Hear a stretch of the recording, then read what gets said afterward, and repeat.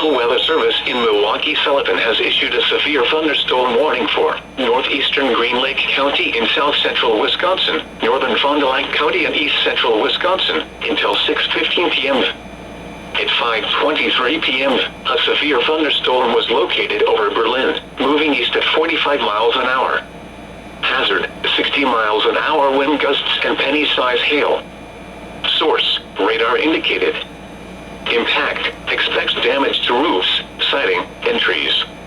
Locations impacted include Fond du Lac, Ripon, Berlin, North Fond du Lac, Rosendale, Green Lake, Southern Lake Winnebago, Taycheedah, Lamartine, Eldorado, Eden, Mount Calvary, Van Dyne, Peebles, Pipe, Calvary, Johnsburg, West Rosendale, Marytown and Town of Forest.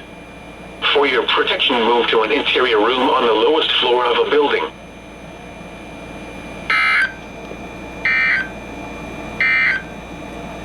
A strong thunderstorm